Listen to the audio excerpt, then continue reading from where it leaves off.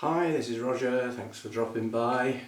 To give everybody a chance to run for the hills, this video is going to be talking about feeding, watering frequencies and the things that affect those items.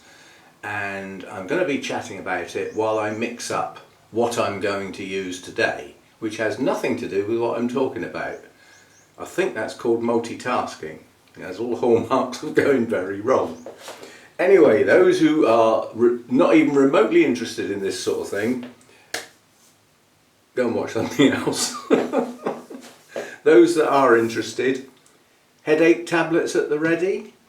Those that suffer from migraines, get the curtains pulled, get comfortable. Yeah. It does give people headaches. It does cause extreme worry. Should it? Yes and no. Don't get a direct answer from me. Right, I'm just going to tip the camera down so that you can see what's going on here rather than looking at my ugly scruffy face that hasn't shaved today and isn't going to. That's tomorrow's job. I like to tart myself up for my Sunday chat because I'm actually stood in front of the camera rather a long time, and you get lots of chance to sort of pick holes in, you know, whether I've got a clean shirt on and all that cobblers. Right. Whenever you think about feeding and you've got worries, use this as your bottom line and it will ease your mind. If you put 100 experienced orchid growers in a room and then individually asked each one of them to say how they feed and water their orchids, you will get 100 different answers. The only time you will get two answers the same is if somebody doesn't want to think about it and copies one of the others. And that does happen. Yeah? So rather than even put any effort or thought into it or any research, you think, what do you do? Okay, I'll do that then. Is that bad? No. If it's working for that one, it might well work for you. First of all, I'll go over the reasons why it won't. No two environments are the same. They will all have different temperatures, ranges, with it, the two extremes being different, the differential being different. Different media will be used. There will be different light levels. There will be different humidity. And every single one of those has an effect on what you ought to be feeding, how much, how often, and possibly even what with.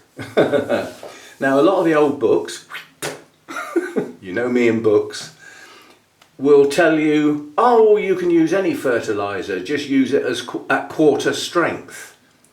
Well, that's not even giving you the basis of what the full strength was, given that there's so many different garden type fertilisers on the market. So what a stupid thing to say. As a guideline, quarter strength gardening fertiliser might be okay, but that's not good enough for me. I want a bit more detail than that. Yeah? I'm just going to go and get something.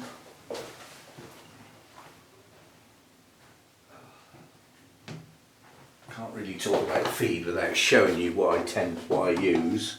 Now I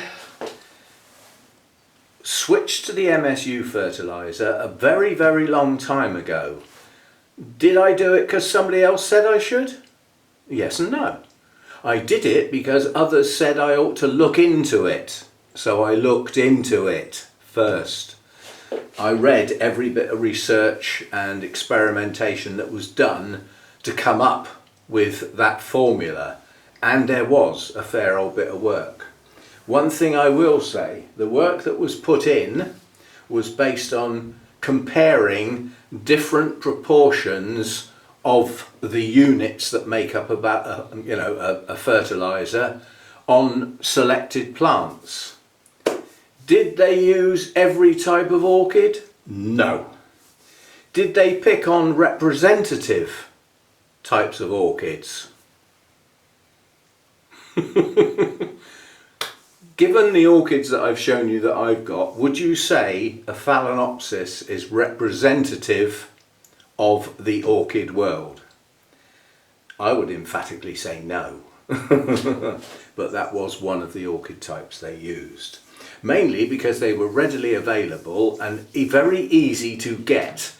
50 orchids that look almost identical, because that's the other thing that's difficult when you start experimenting, is finding orchids that are fundamentally the same. And they won't be. You know, you can get two Phalaenopsis that have got the same number of leaves, the same size leaves, and they look almost identical. Will they have the same number of roots? Probably not. So they're not identical, are they? Anyway, this is what I use. I hope this will focus. I'll keep my eye on the screen. You can always zoom and pause. So that's what I use. Yeah, that is the MSU formula for pure water, which is what I use. RO water is as near as pure as you're probably ever going to get. If I had the extra filter on my RO unit, it would be pure. It would come out with a TDS of 0. But it doesn't. I've only got a 3-stage unit. Cheap and cheerful, and produces a TDS of around 9, 10 or 11, depending on what went into it, and that varies because it's produced by the water company, and it's not the same. Summer water's not the same as winter water. They get rather a lot of winter water. We've got rather too much winter water going on in the UK at the moment. Making up for dry spells we had earlier on. Anyway, what's important about this really is first of all the type of nitrogen that's provided. Yeah? This is not really up for debate. If you grow in the UK, you will be feeding your orchids at times at quite low temperatures. If that's true, you need nitrate nitrogen, because I can never say that flipping word. The ammonia-based nitrate has to work, and to work it needs microorganisms in the media, which in orchid media can often be virtually non-existent, so that's firstly not a good idea. But in addition to that, those microorganisms don't like being cold, so they're not working or not doing their job properly unless you've got warmth. So if you stick with nitrate nitrogen, it's just going to work. Doesn't need anything doing to it with microorganisms or playing around or anything. It just is readily available. And then you've got NPK. So the P is phosphorus, the K is potassium. If ever you get muddled up worrying about which one is which, it's NPK, everybody remembers that. And if you think of the two P's, think of them alphabetically. Phosphorus starts with PH, potassium starts with PO, so it would be next, wouldn't it? Yeah, that'll get them in the right order for you. And then in recent years, I say, yeah, don't forget orchid growing as a commercial venture and more recently as a hobby has been going on a few hundred years, or let's just say it's been going on 100 years.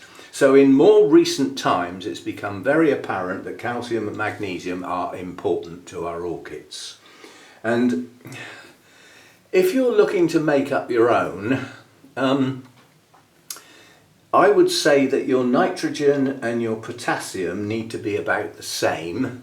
Your phosphorus can be lower. It could be half. It can be less than half. But if it was half, it would be okay. So if you had 15 nitrogen, then you could have sort of 7 or 8 of the phosphorus, and then you could come up to 15 of the potassium.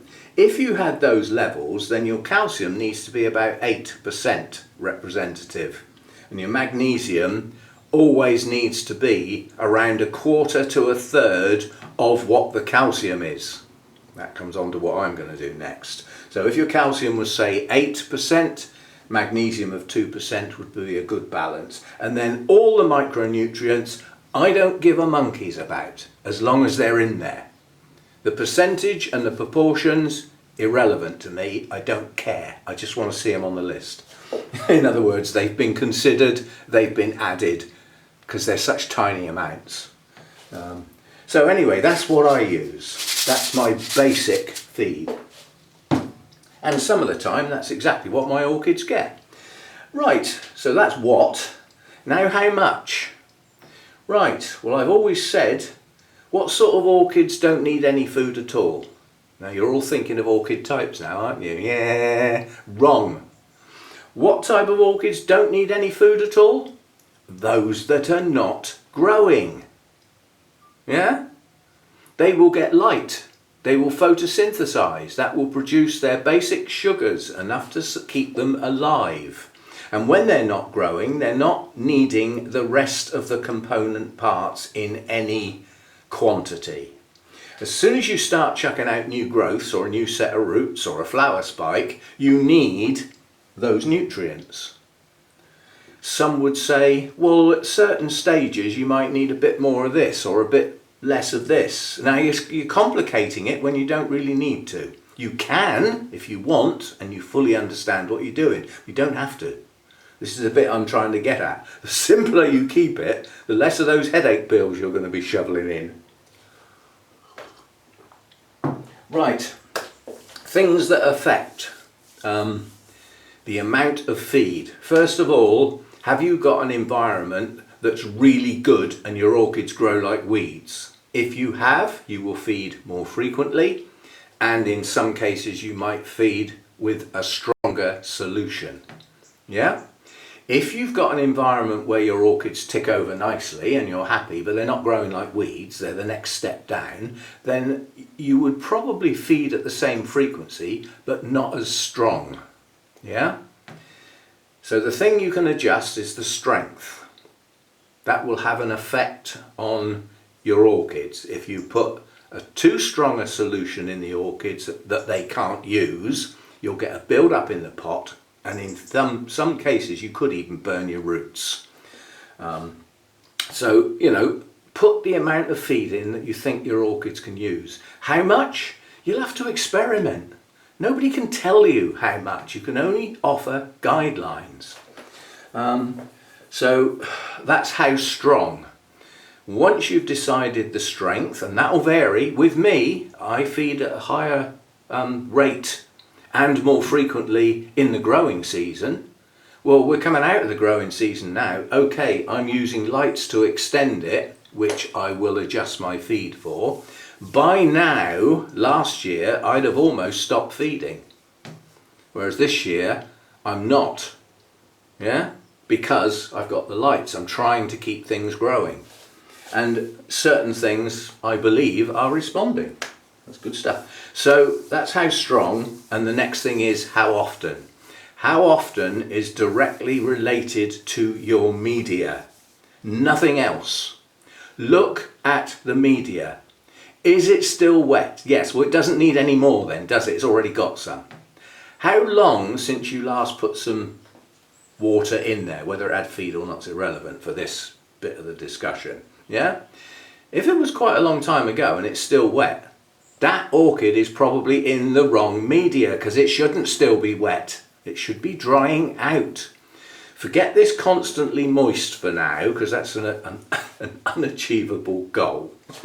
I'll explain that in a minute. Yeah? So you should be looking at a media that goes from, you pour your water in, whether it's a trickle around the edge or a flood or whatever, you water your orchid.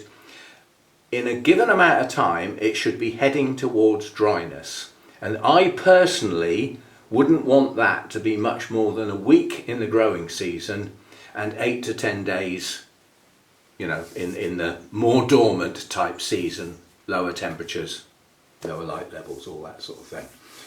Yeah. Now there are some plants in my growing season that in 6 or 7 days, when I come to water them, they're quite dry, and they shouldn't be. And there are others that are still wet and they'll miss a run because I'm not pouring any more in if they're still wet. Well, that's not ideal, but given the number of orchids I've got and the time it takes to go round every single plant, I'm not going round every couple of days to all the plants to see if they're ready to be watered. So I do them in sets and they get done as a set. They will either get watered or they'll miss the run. That's the only decision. Now today, apart from the cymbidiums, I'm going to be watering everything. So I better stop jabbering because I need to get on with it. I've got nothing else to do today until the rugby comes on, which is, I think that's this evening, so it'll be dark by then. So there are many things that affect the strength of feed that you use. Now, in the growing season, my feed varies between 200 and 300 parts per million. And in that growing season, it might not be just that, it might have other stuff. So if it was, say, at this particular time it was going to be 200 parts per million, it might not be all that. It might have only been 160 of that, and it might have been 40 of something else, like the calcium nitrate. So I do vary. And those are the other things I use. Calcium nitrate, and what I'm just going to do today. Oh, pussycat. We're awake then. Lazy tyke. I think actually he might have passed away and been reincarnated as a dormouse. The amount of sleeping he does. Well, I suppose he's old, isn't he? Cats do sleep more as they get older. Right, this is RO water going in here. Let me just open the door and let Pussycat out. Actually, before you go out, you ought to come and say hello, because everybody likes to say hello to pussycats. Who's that then? You on the camera, eh? You popular pussycat? You're more popular than me. Come on then. If you want to go out. It's been raining quite hard this morning. It's relatively recently stopped and it looks like the sun's going to come out. Anyway, this is RO water. This has a very low TDS, there's very little in it. The RO unit basically takes everything out of the tap water, leaving pretty pure stuff, which is good. These I lean up against the radiator because this time of year I have the heating on for a while in the morning. How long I have it on for depends on how cold it is or not. This morning it wasn't on for long at all because it's not cold. But that makes sure that this water has the chill taken off of it. And then my 3 big 5-litre containers, I top these up after I've used them so that I can put them back against the radiator, because the big containers, there isn't really room for them. So, and then when the big containers are empty, I carry on using up the smaller ones until I get down to the last couple. Then I put the RO unit on again. Right, so what are we up to today then? What we're up to today is I want a little bit of clean water. Cleanish. And today we are using CalMag. On its own. That's all they're going to get. Now I don't do this very often, but every now and again, given the various stages of decay of the media, you've got moss, you've got bark, mixtures of the two, you've got various media types, and that media is at different ages, so it's at different stages of decay, from none at all because it's shiny new, to actually perhaps heading towards 2 years old where there is some going on. That affects the way that the nutrients can be absorbed because it alters the pH of the water. Now, not doing pH today. You've already got a headache, haven't you? So you don't want a worse one. Right, now, I haven't got a clue how much of this to add. All I know is that I'm aiming for about 70 or 80 parts per million. So I'm going to put a bit in, have a look and see how much I used. Not that much. And then we'll give it a stir around and we'll measure the TDS. I suspect it hasn't gone up much at all. Well, that's a nice lukewarm water. There's no sort of when you put your hand in. You make sure everything's mixed before you measure your TDS. And then that comes out at 40. Now, given that it was 10 originally, that's why I said somewhere between 70 and 80, simply because 10 of it is not CalMag. So we'll put some more in. This is just trial and error, and just, I'll keep putting some in and then eventually it will probably be too much and I'll have to take some out. You do know how to take it out, do you? Once you put it in? If you put too much in? Everybody's thinking, you put more water in. You can't take it out once it's in there. But you can add more water and dilute it again. 60, we're getting there. So add some more. I think whatever I put in now, that's going to be it. Whatever this comes out at, that'll have to do. I'm bored with that already. That's probably going to be 80 or 90 now because that was quite a big sploop. So that's the problem, see, I switched from an imperial sploop for all my American viewers to a metric sploop for the rest of the world. You know I will have a dig every opportunity I get. 90. That was a good guess, wasn't it? So there is 80 parts per million of CalMag in that mix. But what I don't know is what the hell that's done to the pH. Now, why did I have some clean water? Because I want to clean my little squirty thing. Because I'm going to put it in something else and I don't want to contaminate the two types. So what we do now is we grab some of that so that we can put our pH meter in without it going too deep. Give it a shake. So if there is any residual stuff on the bulb, you've just diluted it. And then let it sit there while I get me thing that dries me hands off, because I don't like getting stuff wet and it shouldn't be. And then what we're going to do before we make the mistake is roll our sleeves up another turn so that we don't dip it in the water like we did yesterday.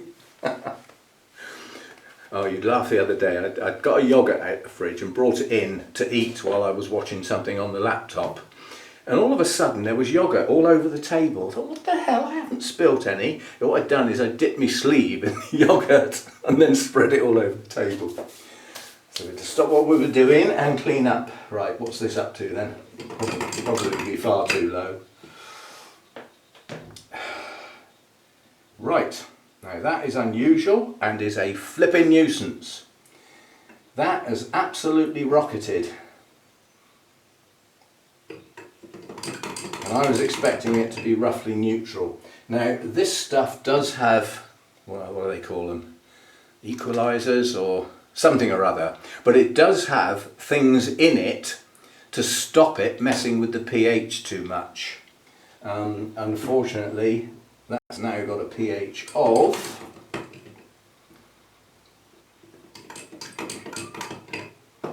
7. Hang on, let me just let Gobby in. Come on then.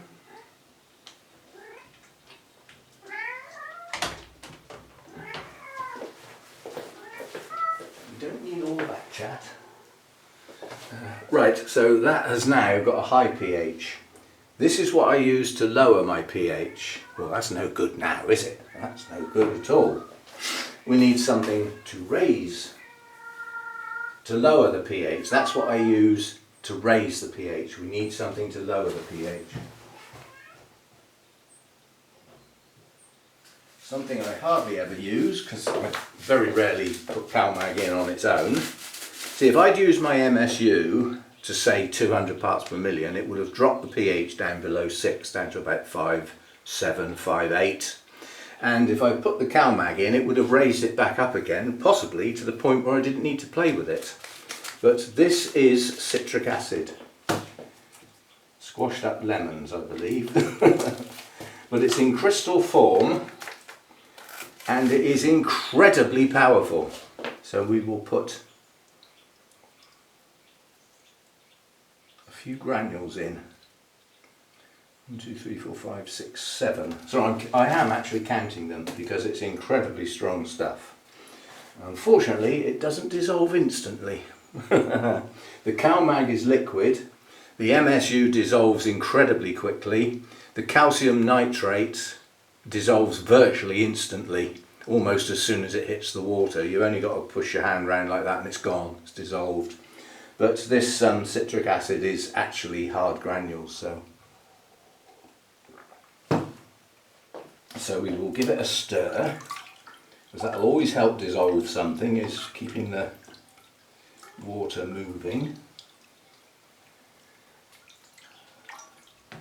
Also, if there are any granules, by giving a whirlpool, it moves them to the middle so you can see them.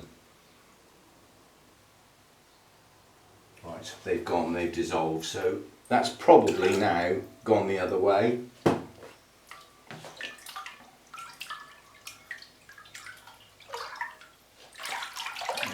let's see what that's done then. Are you going to shoot down? I don't believe it. It's gone down to 4.8. I did say it was strong, didn't I? See, I haven't used that for so long I'd forgotten how strong it is, so we've now dropped the pH far too low. So we will now have to do what I normally do, which is raise it up with this stuff. Now all of these additives shouldn't be in here, really. In a way they could be affecting the TDS, but I don't think they will affect it much. So we will now have to use some of this. I'm not quite sure why I'm bleeding, I must have knocked something. So we need to keep our right hand out of the water if possible.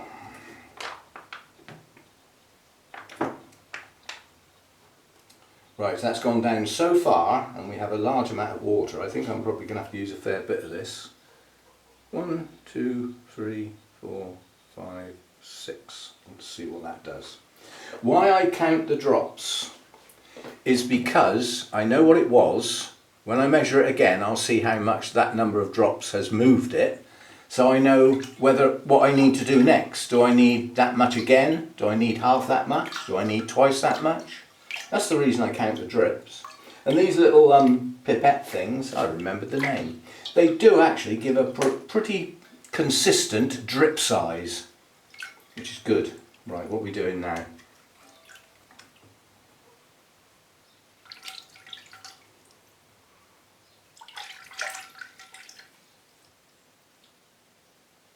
You're going to settle at that, are you? It's gone up to 6.3. We will add another drip. I'd like this to be, actually we'll add 2. I'd like it to be about 6.6, 6.7. So we'll add 2. That should take it up above 6.5. 6.6, 6.7, even 6.8. That will, in new bark, stay at 6.8 for a bit, but most of the nutrients can be absorbed at that. In stuff like moss, the pH will drop down quite quickly. So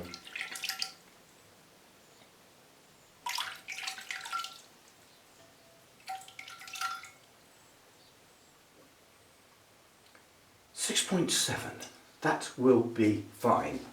Now that was a lot of mucking about, and that wouldn't normally happen. The reason that's happened is because I don't use the CalMag very often and I haven't got it in my head as to how much. And obviously it varies on how much water you've got. You know, if you've got a small amount of water, you only need tiny amounts. I'm just going to put that in there, that won't affect it much, it's only a tiny bit of water. Right, so I'd forgotten all about this as an additive, but that is just citric acid. I think you probably get that on the cake stand in a supermarket where the other bits and pieces are. So that's that. Right, now the only thing I need to do now before I start watering, which is the end of the video, I'm not showing you watering, is I need to go and wash that, yeah, rinse it with water, because that stuff dries to crystals and it can block the hole. So I go and rinse that thoroughly, and I rinse the end of my pH meter and then put the cap back on. This pH meter type does not need to be stored with a special solution. It says in the instructions, when you've finished using it, rinse and replace cap. Full stop. That's why I got this one. It's the one that doesn't need faffing around with. And I'm all for not faffing around. That today was a bit of a faff. I wouldn't normally have to do that. Not that much anyway. But it just shows, you know, that if things don't work out as planned, you need a plan B to be able to put things back. Well, you know, if you see what I mean. And before I start watering, I think I will go and sort that out. I can't think how I did that. Anyway, there's nothing out here that's even sharp. Oh well. But I think I will go and put a waterproof plaster on it, because as I said, my hands are going to be in water now, so we'll go and deal with that. And yeah, so my bottom line, if people ask me for advice on feeding and watering, is adjust your watering to your plants.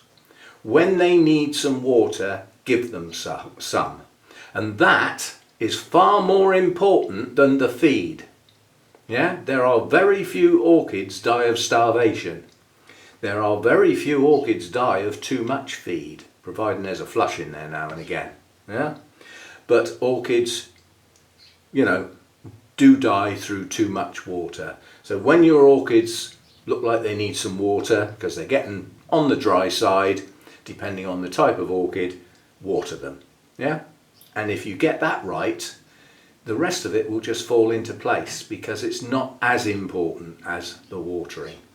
Watering frequency and how much you pour in the pot is geared up to temperatures, light and humidity.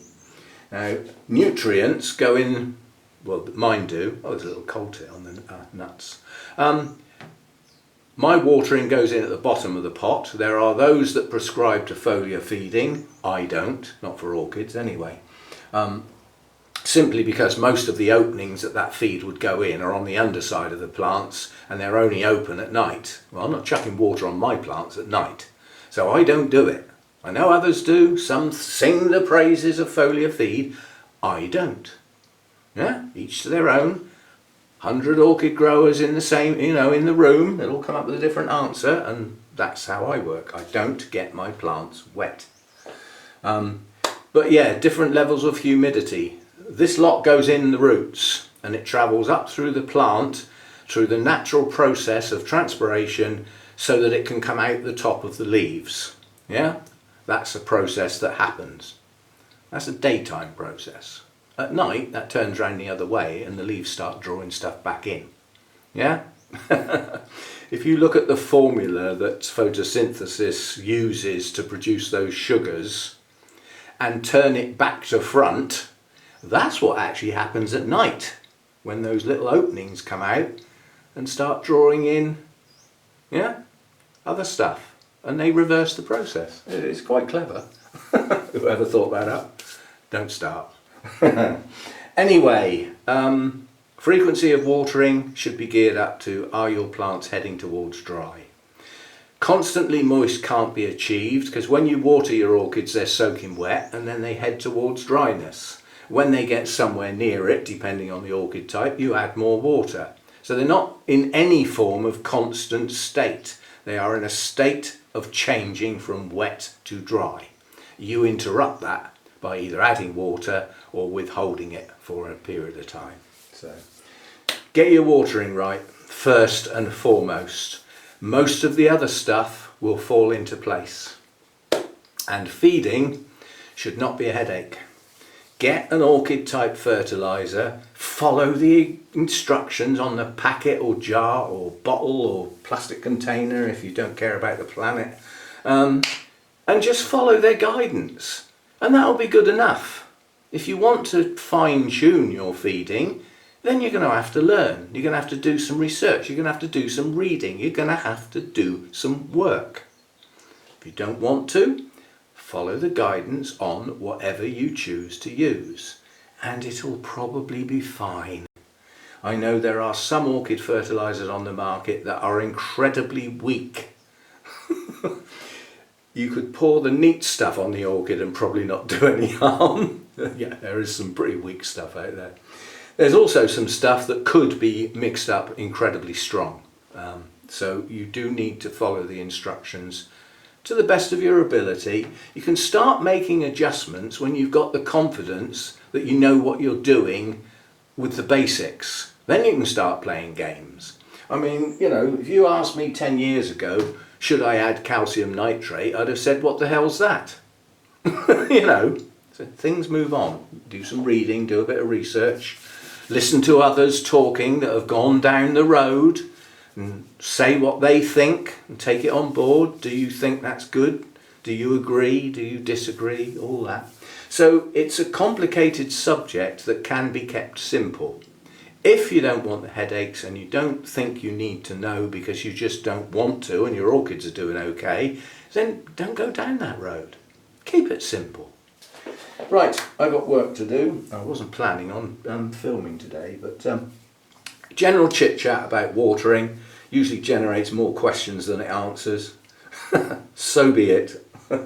But I'll warn you now, if you ask me how frequently you should water a particular orchid, you won't get an answer. If you ask me what strength feed should I use for these orchids, you won't get an answer. Because I don't know what your environment is. And I doubt if you could explain it in words good enough for me to give you a definitive answer anyway. So I won't do it. All I'll do is say what I do and try and say why. And it's evolved over many years to come as it is this year, which is totally different to last year, because last year I had a go at the K-light. And for me, it didn't flipping work. So I went back to MSU. But I tried it, I gave it a go, I read up on it, did my work, did my research, it sounded okay. But here, in this environment, in this part of the world, it didn't work. So I went back to my MSU. And compared with some, I use quite low levels. Some use much higher levels than me. I know somebody who feeds their cattleyas in the growing season at 600 parts per million. That's twice what I do. Sometimes, almost 3 times as much sometimes. So it does vary. But don't bust a gut and break your blinking neck trying to work it all out and everything. Keep it simple if you choose to do so. Water as your plants become drier, and follow the instructions on your feed, whatever you choose to use. If you're not using a specific orchid fertilizer, then cut the strength right down. Yeah? If you're using a normal garden fertilizer that's something like 20-20-20, yeah, well, you quarter strength might even be a bit strong. Yeah, so there you go. That put the world to rights. It's probably just turned it upside down. Anyway, I got work to do. Sunday chat tomorrow. This was a throw-in video. I wasn't going to bother with one today, but as I had stuff on the table, I thought we'd have a sort of chat about it. And I'll see you next time. Thanks for dropping by.